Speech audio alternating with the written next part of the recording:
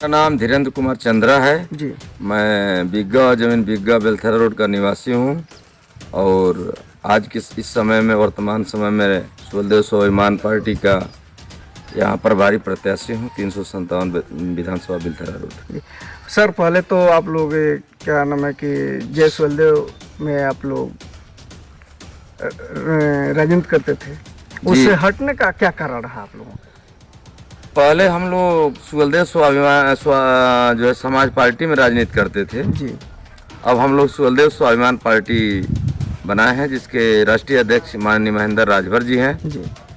और उससे छोड़ने का और बिछड़ने का कारण था कि हमारे राष्ट्रीय अध्यक्ष ने अपने समाज के कार्यकर्ताओं को, अपने पार्टी के कार्यकर्ताओं की बात को रखते हुए माननीय ओम प्रकाश राजभर जी से कहा कि हम लोगों का जो गठबंधन हुआ है 2022 में समाजवादी पार्टी के साथ जो 27 सीटें मिली हैं उसमें आप हक हिस्सा अधिकार की बात करते हैं, तो हक हिस्सा अधिकार की बात के लिए आप जो है कार्यकर्ताओं को टिकट दें और कार्यकर्ताओं को ही चुनाव लड़ाएं।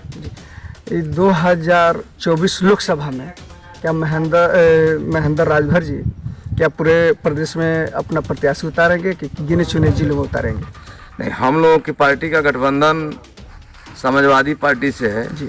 और माननीय अखिलेश यादव जी के नेतृत्व में हम लोग चुनाव लड़ेंगे और उन राष्ट्रीय अध्यक्ष और दूसरे पार्टी समाजवादी पार्टी के राष्ट्रीय अध्यक्ष जी की जो तालमेल होगी और जो सीटें मिलेंगी उस पे हम लोग बखूबी चुनाव लड़ेंगे और पूरे उत्तर प्रदेश में 80 सीट पे चुनाव लड़ेंगे और जीतने का पूर्ण प्रयास करेंगे और जीतेंगे। 2024 लोकसभा का जो अभी चुनाव आने वाला है इसमें क्या आपको प्रत्याशी बनाया जाएगा कि या 2027 में विधानसभा में प्रत्याशी बनाया जाएगा? ये तो नेतृत्व का फैसला है जी। राष्ट्रीय अध्यक्ष जाने उन्हें क्या करना है। ओम प्रकाश राजभर के बारे में क्या कहना चाहेंगे आप? ओम प्रकाश राजभर के बारे में आप लोग पत्रकार बंधु हैं, आप लोगों से बेहतर कौन जानता है। अरे सर कुछ भी तो बताइए। आप मान रहे उनके साथ आप रह करके कदमों से कदम मिला करके चले हैं, राजनीति किए हैं, तो आखिर में उनसे बिछड़ने का क्या कारण रहा कि जो उनकी दल पार्टी को छोड़ करके आप महेंद्र राजभर के साथ आपने कदम से कदम मिला करके चलने का काम कर रहे हैं सर? 2014 से 2022 तक का जी।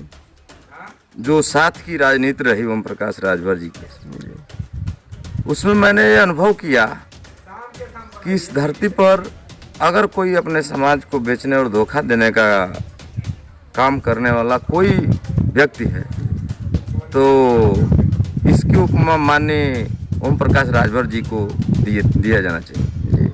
वो तो कहते हैं कि जितने दल पार्टी है उसका जितना खर्चा है तो उतना हमारा समाज दारू पी करके ख़त्म कर देता है।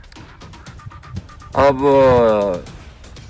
उनके समाज के लोग दारू पीते हैं जी। ये उनको बखूबी अनुभव है। ये भी कहते हैं कि हमारा जिस दिन हम सरकार में आएंगे तो 8 पास राजभरों को हम पुलिस की नौकरी देंगे, SPDM बनाएंगे। ये कहाँ तक सत्य है सर? जब वो विकलांग मंत्री थे जी।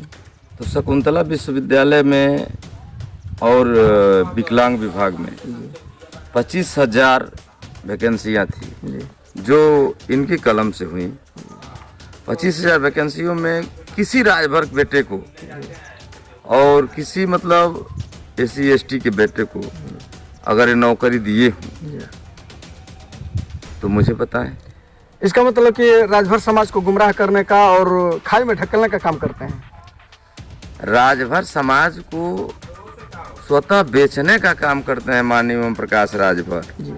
आपको ज्ञात होगा कि महिला सशक्तिकरण की बात करते हैं, जी। समाज को पहचान की बात करते हैं। महिला सशक्तिकरण की बात करने वाला व्यक्ति क्या किसी महिला को आज तक अपने पार्टी से, अपने दल से चुनाव लड़ाया लोकसभा का या विधानसभा का? क्यों नहीं लड़ाते हैं? महिलाओं के साथ धोखा करते हैं और अपने समाज के साथ स्वतः धोखा करते हैं।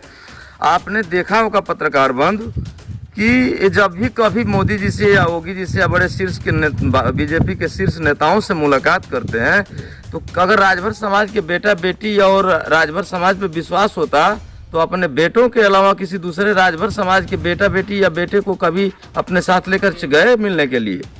नहीं गए होंगे। माननीय हमारे राष्ट्रीय अध्यक्ष महेंद्र राजभर जी जब मिलने जाते हैं माननीय अखिलेश यादव जी से, तो उनके पार्टी उनके दल के हमारे मान लीजिए अनुसूचित जात और जो है तमाम वर्ग के लोगों को एक साथ ले जाकर माननीय अखिलेश यादव जी से मिलने का काम किया और गठबंधन की चर्चाएं हम लोगों ने खुद स्वयं किया और अखिलेश जी के नेतृत्व में हम लोगों की पार्टी का गठबंधन हुआ। आज तक ओम प्रकाश राजभर में ऐसा कुछ नहीं देखा गया जो इस तरह की बात करते हो। 27 सीट जो मिली 2022 में, अगर वो पैरासूट से प्रत्याशी न देकर अपने समाज के और अपने दल पार्टी के कार्यकर्ताओं को चुनाव लगता है तो आज इतने विधायक नहीं से अधिक विधायक होते, लेकिन उन्होंने ऐसा नहीं किया। इसका मतलब कि ओम प्रकाश राजभर परिवार बात करके लेकर चलना चाहते हैं पार्टी को। आज उनके लड़के करोड़पति हैं और उनकी पार्टी को लगभग 23 वर्ष हो गया होगा। 23 वर्ष में ओम प्रकाश राजभर के दोनों बेटों के अलावा किसी भी राजभर को जो उनके साथ 20 वर्ष तक संघर्ष किया हो, कोई भी करोड़पति हो तो बता दीजिए कि हाँ कोई भी राजभर का बेटा करोड़पति है। तो राजभर समाज समझे इस चीज को।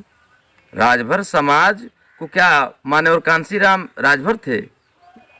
मान्यवर कांसीराम ने सर्व समाज को जगाया। नहीं, जो ये छलने का काम कर रहे हैं तो राजभर समाज ने इस चीज को जाने कि ओम प्रकाश राजभर हमारा वोट ले रहे हैं, हमको बेच रहे हैं, बाकी हमारे विकास के बारे में, हमारे भविष्य के बारे में नहीं सोच रहे हैं। ओम प्रकाश राजभर शिक्षा की बात करते हैं, लेकिन मैं ओम प्रकाश राजभर से पूछना चाहता हूँ कि शिक्षा कहाँ मिलती है विद्यालय में? क्या ओम प्रकाश राजभर जब आप मंत्री थे तो एक भी विद्यालय खुलवाने का काम किया है आपने जिससे आपका समाज पढ़ करके और आगे जाए? ये होना चाहिए कि नहीं? जी होना चाहिए।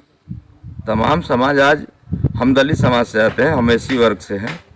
हमारे समाज में तमाम महापुरुषों ने सर्व समाज को जगाने का काम किया। हम चाहे डॉक्टर अंबेडकर, पेरियार, स्वामी रामा नायकर या कांसीराम ही हो, फुले, चाहे तमाम लोग समाज को जगाने का काम किया। अगर कांसीराम की तर्ज पे कहते मैं कांसीराम का चेला हूँ, अरे कांसीराम के चेले हैं तो कांसीराम ने निष्पक्ष सारे समाज 85% समाज को जगाने का काम किया। आप तो अपने समाज को बेचने का काम करते हैं, तो कहाँ हुए कांसीराम के चेला? मैंने वो अपने समाज को जगा ही नहीं पा रहे हैं, 85 की बात कर रहे हैं। हाँ एकदम कर रहे हैं। कहाँ उनका समाज जग रहा है?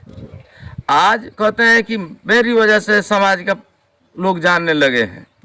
आप बताइए, सुखदेव राजभर हूँ, तमाम ये जो आज जगाने की बात करते हैं और अपनी पहचान की बात करते हैं, जब ये टेम्पू चलाते थे तो बहुजन समाज पार्टी का कोई कार्यकर्ता इनको जो है कि सेक्टर अध्यक्ष बनवाया, विधानसभा अध्यक्ष बनवाया, 2 बार चुनाव लड़े, तो इनकी पहचान तो खुद दूसरे दल से हुई।